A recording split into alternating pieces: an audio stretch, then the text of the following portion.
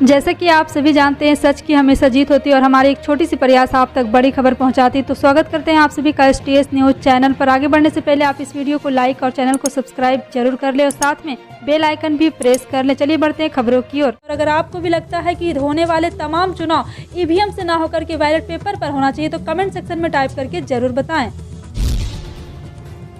पंजाब में विधानसभा चुनाव के मद्देनजर प्रचार अभियान तेजी से जारी है। सत्ता पक्ष कांग्रेस और सभी विपक्षी पार्टियां लोक लुभावने वादे करने में जुटी है। प्रचार अभियान के दौरान आरोप प्रत्यारोप के साथ वोटरों को लुभाने के लिए कई वादे किए जा रहे हैं। पंजाब के मुख्यमंत्री चरणजीत सिंह चन्नी ने कांग्रेस सरकार की वापसी होने पर लोगों को मुफ्त में गैस सिलेंडर देने का वादा कर दिया। इसके साथ ही मुख्यमंत्री ने कहा है कि गरीब और जरूरतमंद महिलाओं को खास ख्याल रखते हुए आर्थिक मदद भी की जाएगी। पंजाब के मुख्यमंत्री ने ऐलान करते हुए कहा है कि अगर प्रदेश में फिर कांग्रेस की सरकार बनती है तो सरकार हर साल लोगों को 8 गैस सिलेंडर मुफ्त देगी। और आपको बता दें कि मुख्यमंत्री चरणजीत सिंह चन्नी ने शनिवार को प्रचार अभियान के दौरान कैप्टन अमरिंदर, आम आदमी पार्टी के संयोजक अरविंद केजरीवाल और भगवंत मान को भी निशाने पर लिया। राजस्थान कांग्रेस के अध्यक्ष गोविंद सिंह डोटासरा ने बीजेपी पर बड़ा हमला बोला है। उन्होंने कहा कि भारतीय जनता पार्टी प्रदेश में विपक्ष की भूमिका निभा पाने में पूरी तरह से सफल नहीं है। यही वजह है कि राजस्थान में कांग्रेस सरकार के सुशासन के चलते इनके पास कोई मुद्दा नहीं होने के कारण यह अध्यापक पात्रता परीक्षा पेपर लीक मुद्दे के बहाने सरकार के खिलाफ सत्ता विरोधी लहर बनाना चाहते हैं। उन्होंने रविवार को सीकर में ये बात कही है। बता दें कि डोटासरा ने कहा कि विपक्ष में रहते हुए बीजेपी 3 साल में अपनी भूमिका नहीं निभा पाने के कारण एक भी मुद्दे पर सरकार को घेर नहीं पाई। उन्होंने आरोप लगाते हुए कहा कि बीजेपी के नेता बच्चों के भविष्य के साथ खिलवाड़ करके अपनी राजनीति चमकाना चाहते हैं। पश्चिम बंगाल में गरुलिया नगर पालिका के चुनाव के लिए अपना नामांकन पत्र वापस लेने वाले भारतीय जनता पार्टी के 3 नेताओं ने रविवार को तृणमूल कांग्रेस में वापसी की और भाजपा की कार्यशैली को लेकर असंतोष प्रकट किया। गरुलिया समेत 108 नगर पालिकाओं के लिए 27 फरवरी को चुनाव होना है। तीनों नेताओं पूर्व विधायक सुनील सिंह, उनके बेटे आदित्य और गरुलिया नगर पालिका के पूर्व अध्यक्ष सौरभ सिंह ने शनिवार को अपना नामांकन पत्र वापस ले लिया था। भाजपा के बैरकपुर के सांसद अर्जुन सिंह के रिश्तेदार तीनों नेता पश्चिम बंगाल के मंत्री ज्योतिरादित्य मल्लिका और नैहाटी के विधायक पार्थ भौमिक की मौजूदगी में टीटागढ़ पार्टी कार्यालय में TMC में शामिल हो गए। हालांकि भाजपा नेता अर्जुन सिंह ने इन नेताओं को गद्दार बताते हुए पार्टी छोड़ने का कदम की निंदा की है। महाराष्ट्र में करीब 300 भाजपा पदाधिकारियों पर मामला दर्ज किया गया है, जिनमें पार्टी की पुणे इकाई के प्रमुख भी शामिल है। कुछ दिन पहले पूर्व लोकसभा सांसद किरीट सोमैया के दौरे के मद्देनजर पुणे नगर निगम मुख्यालय में गैर कानूनी तरीके से एकत्र हुए पदाधिकारियों पर महामारी समेत अन्य नियमों के उल्लंघन को लेकर मामला दर्ज किया गया। सोमैया ने गत शुक्रवार को पुणे नगर निगम का दौरा करके ठेका देने में विसंगतियों का आरोप लगाया। उन्होंने पुणे में एक विशाल कोविड-19 इलाज केंद्र के संचालन का ठेका निजी कंपनी को दिए जाने के तरीके पर भी सवाल उठाए थे। कांग्रेस ने ABG CPR से जुड़े मामले को देश की सबसे बड़ी बैंक धोखाधड़ी बताते हुए रविवार को नरेंद्र मोदी के नेतृत्व वाली सरकार पर खिलाफ परिसामन कार्रवाई के बाद प्राथमिकी दर्ज करने में 5 साल क्यों लग गए। केंद्रीय अन्वेषण ब्यूरो ने ABG CPR लिमिटेड, इसके पूर्व अध्यक्ष प्रबंधक निदेशक ऋषि कमलेश अग्रवाल और अन्य पर भारतीय स्टेट बैंक के नेतृत्व वाले बैंकों का एक समूह के साथ 22,842 करोड़ रुपये से अधिक की धोखाधड़ी करने का आरोप का मामला दर्ज किया गया है।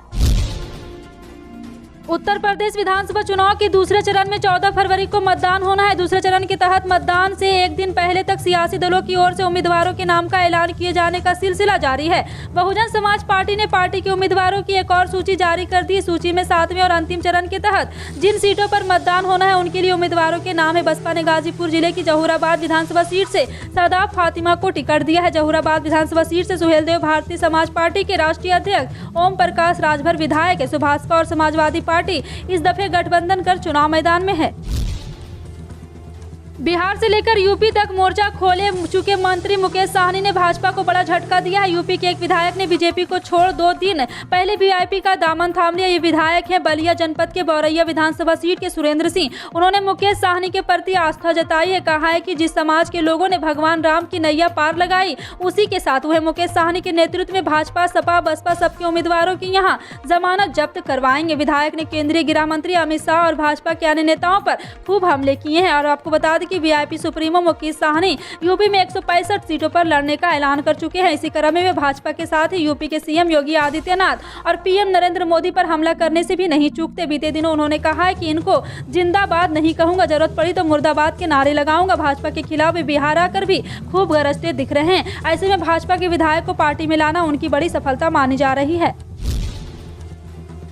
पश्चिम बंगाल में सत्तारूढ़ टीएमसी में सब कुछ अच्छा नहीं चल रहा है। वन मैन वन पोस्ट को लेकर जारी कलह के बीच ममता बनर्जी ने राष्ट्रीय अध्यक्ष को छोड़कर सभी शीर्ष पदों को निरस्त कर दिया है। इसके साथ ही उन्होंने 20 सदस्यीय राष्ट्रीय कार्य समिति की घोषणा कर दी, जिसमें वरिष्ठ नेता ड्रेक ओब्रायन, सौगात राय को शामिल नहीं किया गया। कार्य समिति से अभिषेक बनर्जी, यशवंत सिन्हा, अमित मित्रा, पार्थ चटर्जी, सुब्रत बख्शी, सुदोप उपाध्याय, अनुब्रत मंडल, अरूप विश्वास, फिरहाद हकीम जैसे बड़े नेताओं को रखा गया है। शनिवार बैठक के बाद टीएमसी के महासचिव व मंत्री पार्थ चटर्जी ने इसकी जानकारी देते हुए बताया कि शीर्ष स्तर समेत विभिन्न पदों पर नए पदाधिकारियों की घोषणा के बाद में की जाएगी। उन्होंने कई कार्य समिति के सदस्यों के नामों की भी घोषणा की। नई कार्य समिति के गठन के बाद ममता के भतीजे अभिषेक बनर्जी राष्ट्रीय महासचिव के पद पर नहीं है, हालांकि नई कार्य समिति में उनका नाम है। सामाजिक कार्यकर्ता अन्ना हजारे ने महाराष्ट्र सरकार की नई शराब नीति के खिलाफ अपना अनशन टाल दिया है। हजारे ने इससे पहले महाराष्ट्र में सुपरमार्केट और ग्रोसरी शॉप में भी शराब की बिक्री की नीति के खिलाफ 14 फरवरी से अनिश्चितकालीन अनशन शुरू करने का ऐलान किया था। अन्ना हजारे ने ही दिल्ली में लोकपाल कानून के लिए अनशन किया था, जिसकी गूंज पूरे देश में सुनाई पड़ी थी। हजारे ने अनशन को टालने की वजह बताते हुए रविवार को कहा है कि महाराष्ट्र सरकार ने ये नीति लागू करने के पहले उनके सुझाव पर विचार करने का आश्वासन दिया है। रविवार को अहमदनगर जिले में स्थित अन्ना हजारे के गांव रालेगंज सिद्धि में एक ग्राम सभा का आयोजन किया गया। हजारे ने ग्रामीणों से कहा कि महाराष्ट्र की उद्धव ठाकरे सरकार ने नई शराब नीति को लेकर जनता से सुझाव और आपत्तियां मांगी है। उनकी सहमति के बाद इस सरकार ने इस पर आगे बढ़ने का फैसला किया है। लिहाजा हम सोमवार से की जाने वाली भूख हड़ताल को टालने का फैसला कर रहे हैं। प्रधानमंत्री नरेंद्र मोदी ने रविवार को केन्या के पूर्व प्रधानमंत्री रैला अमोलो ओडिंगा से मुलाकात की और भारत केन्या संबंधों को मजबूत करने की प्रतिबद्धता व्यक्त की है। प्रधानमंत्री कार्यालय ने एक बयान में कहा है कि निजी यात्रा पर भारत आए ओडिंगा ने मोदी से मुलाकात की, जिन्होंने लगभग 3.5 साल बाद केन्याई नेता से मिलने पर प्रसन्नता व्यक्त की। बयान में कहा गया है कि दोनों नेताओं के बीच दशकों से मैत्रीपूर्ण संबंध है। मोदी ने भारतीय और केन्या में 2008 के बाद से ओडिंगा के साथ अपनी नई मुलाकात के साथ 2009-2012 में वाइब्रेंट गुजरात समिट को दिए गए उनके समर्थन को याद किया। उत्तर प्रदेश में चुनाव प्रचार चरम पर है। कांग्रेस के लिए छत्तीसगढ़ के सीएम भूपेश बघेल ने भी प्रचार किया है। उन्होंने कानपुर में पीएम नरेंद्र मोदी पर जमकर हमला बोला है। सीएम ने पीएम की लोकसभा में कांग्रेस, नेहरू, इंदिरा पर लगाए आरोप का जवाब दिया, साथ में पीएम से भी कई सवाल किए। छत्तीसगढ़ के सीएम भूपेश बघेल यूपी के चुनाव प्रचार के दौरान कानपुर पहुंचे। वहां उन्होंने पीएम मोदी पर जमकर हमला बोला। सीएम ने कहा है कि पीएम ने लोकसभा में कांग्रेस पर, नेहरू जी और इंदिरा जी पर आरोप लगाए हैं। ना इंदिरा जी और ना नेहरू जी उन्हें जवाब देंगे। ये इतिहास की बात है और पीएम इतिहास को तोड़ मरोड़ नहीं सकते। भूपेश बघेल ने पीएम मोदी से सवाल करते हुए कहा कि पीएम को तो जवाब देना चाहिए कि नोटबंदी के बाद कितना काला धन वापस आया, दूसरी लहर में नदियों में कितनी लाशें बही, जीएसटी के बाद देश की अर्थव्यवस्था में क्या परिवर्तन आया।